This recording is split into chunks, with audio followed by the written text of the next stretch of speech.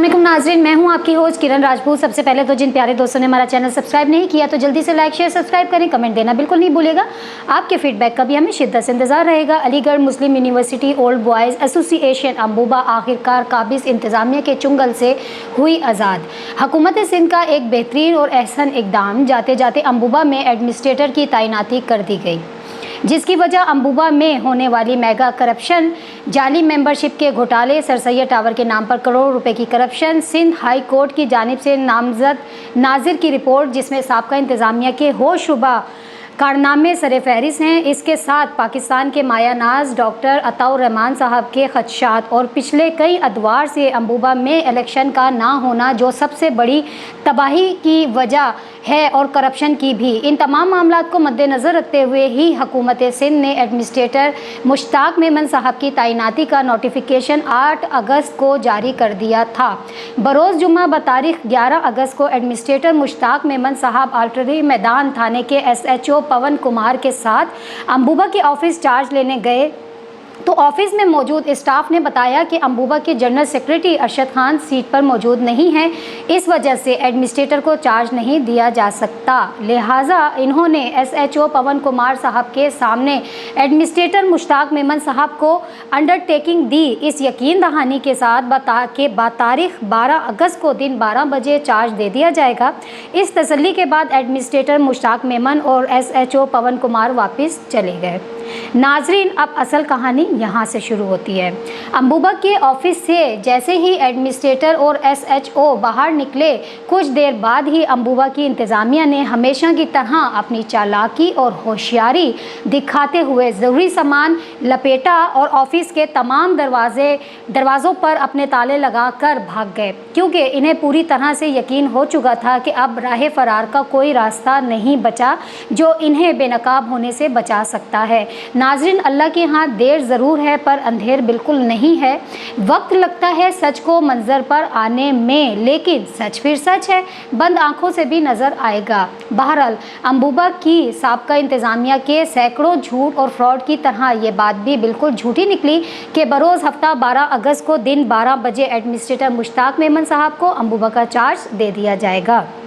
वक्त मुकर्रर पर एडमिनिस्ट्रेटर मुश्ताक मेमन साहब जब हफ्ते को ठीक 12 बजे अम्बुबा के ऑफिस पहुंचे तो इन्होंने देखा कि ना सिर्फ ऑफिस में बल्कि अम्बुबा के मेन गेट पर भी साबका इंतज़ामिया ने अपने ताले लगा रखे हैं और ख़ुद गायब हो गए। इस सूरत हाल को देखते हुए एडमिनिस्ट्रेटर मुश्ताक मेमन साहब आर्टलरी मैदान थाना के SHO पवन कुमार साहब के पास पहुँच गए, जहाँ इन्होंने सारी सूरत हाल इन्हें बताई।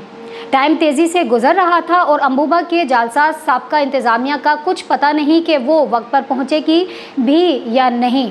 आखिरकार बहुत इंतज़ार के बाद जब 2:30 बज गए तो एडमिनिस्ट्रेटर मुश्ताक मेमन साहब के इसरार पर SHO पवन कुमार साहब ने एडमिनिस्ट्रेटर के साथ अपनी टीम रवाना की। लिहाजा वहां मौजूद पुलिस ने अपनी निगरानी में अम्बुबा के मेन गेट पर लगे ताले तोड़ दिए और एडमिनिस्ट्रेटर मुश्ताक मेमन साहब को बिल्डिंग का कब्जा दे दिया।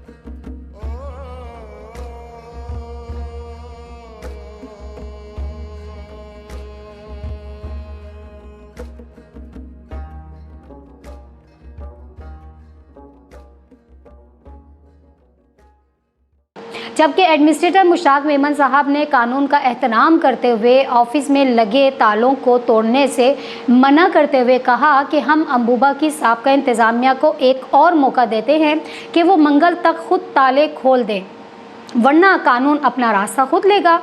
इस मौके पर एडमिनिस्ट्रेटर मुश्ताक मेमन साहब ने नुमाइंदा उफक न्यूज़ नेटवर्क को मज़ीद बताया कि मेरा अम्बुबा में आने का मकसद सिर्फ और सिर्फ 90 दिनों में शफाफ इलेक्शन करवाने का है, ताकि जो नई इंतज़ामिया आए वो खुद यहाँ के मामलात संभाले। मज़ीद उन्होंने उफक न्यूज़ नेटवर्क को अपने व्यूज़ देते हुए क्या कहा, आइए सुनते हैं। जी, अस्सलाम वालेकुम। हम लोग मौजूद हैं एडमिनिस्ट्रेटर मुश्ताक मेमन साहब के साथ, क्योंकि यहाँ पे अम्बुबा का जो हेड ऑफिस है, यहाँ पे इनको पुलिस ने अपनी निगरानी में ताले तोड़ के एंट्री दी है। अब मज़ीद ये क्या कहते हैं इस सिचुएशन के हवाले से, आइए इन्हीं की ज़बानी सुनते हैं। जी, अस्सलाम वालेकुम। वालेकुम सलाम। जी सर, एक खुश आइन बात है कि सिंध हुकूमत ने एक बड़ा अहम और बेहतरीन जाते जाते फैसला किया है और आपको यहाँ पे तैनाती मिली है, तो इस हवाले से आप क्या कहना चाहेंगे? क्योंकि देखिए उनका एक टाइम था अंडरटेकिंग देने का, लेकिन वहाँ से मुखालफिन पहुँचे नहीं हैं, तो अब आप क्या कहेंगे इस हवाले से? जी, कल मैं आया था यहाँ पे इसकी पोजीशन लेने के लिए, तो उन्होंने आज का वादा किया कि जनरल सेक्रेटरी साहब यहाँ पे नहीं है, वो कल आएंगे 12 बजे। और रिटर्न में उनके वकील भी आए थे, उन्होंने भी अंडरटेकिंग दी थी, मगर वो आज आए नहीं। तो आज मुझे पोजीशन लेनी थी, तो मैंने पुलिस की मदद से यहाँ पोजीशन ली है। सिर्फ मैंने एंट्री दी है अंदर, बाकी ऑफिस वगैरह अभी बंद हैं, उनको हमने टच नहीं किया है। वो ट्यूसडे को इंशाल्लाह 2 दिन छुट्टी है, उसके बाद हम आएंगे, आकर बैठ के इसके मशीननामा वगैरह बना के जो इन्वेंट्री होगी उस हिसाब से हम कब्जा लेंगे। सर, आप क्या समझते हैं, मामला लिंडिकेशन में तो नहीं जाएंगे? क्योंकि प्रॉपर फंक्शनल होने में चीज़ें, मुझे लगता है कि कुछ हेडल्स ना आए आपको, तो इस हवाले से आपके लिए कोई मुश्किलात तो नहीं पेश आएंगे? ज़्यादा से ज़्यादा ये हो सकता है कि ये लोग कोर्ट से रुजू करें, वहाँ से कोई रिलीफ मिले उनको। मेरा काम है सिर्फ 3 महीने का मुझे टाइम दिया गया है, वो इलेक्शन करवाना है। बाकी मामलात हैं पेंडिंग हैं कोर्ट्स में, वो जैसे डिसाइड करेंगे हम उसको कबूल करेंगे। सर, हमारे ज़राए के मुताबिक एसएचओ पवन साहब हैं, उन्होंने भी आपके साथ बहुत ताउन किया और उनकी निगरानी में यहीं पे आपकी एंट्री हुई है। आप क्या समझते हैं कि अगर कल को खुदा न खासा किसी किस्म का प्रेशर या कोई आपके ऊपर ज़ोर ज़बरदस्ती आती है, तो उस वक्त आप क्या एक्शन लेंगे? ज़बरदस्ती ज़ोर ज़बरदस्ती अब कानूनी लिहाज से जो होगी, तो वो तो मैंने अर्ज़ किया कि कोर्ट बड़ी है, ऊपर से हमारे सुपीरियर्स हैं, जो ऑर्डर करेंगे हमें ओबे करना है उसका। इस वक्त जो मुझे डायरेक्शन मिली है मैं उसको इम्प्लीमेंट कर रहा हूँ। कल क्या होता है फ़िलहाल। जी नाज़रीन, आपने मुश्ताक मेमन साहब के व्यूज़ सुने। अभी इनको यहाँ पे एंट्री दे तो दी गई है, लेकिन 14 अगस्त की वजह से थोड़ा सा मंडे को भी ऑफ है। ट्यूसडे को इंशाल्लाह ये मुकम्मल तौर पे यहाँ पे फंक्शनल बैठेंगे, सिटिंग करेंगे, फिर उसके बाद हम देखेंगे कि क्या मामलात हैं। उस हवाले से जो मज़ीद अपडेट होंगी आपको देते रहेंगे। शुक्रिया। जी नाज़रीन, आपने एडमिनिस्ट्रेटर मुश्ताक मेमन साहब के व्यूज़ सुने। उम्मीद है आपको प्रोग्राम पसंद आया होगा। मिलते हैं जल्द अम्बुबा की नई अपडेट के साथ। जब तक के लिए मुझे इजाज़त दीजिए। अल्लाह नेगेमान।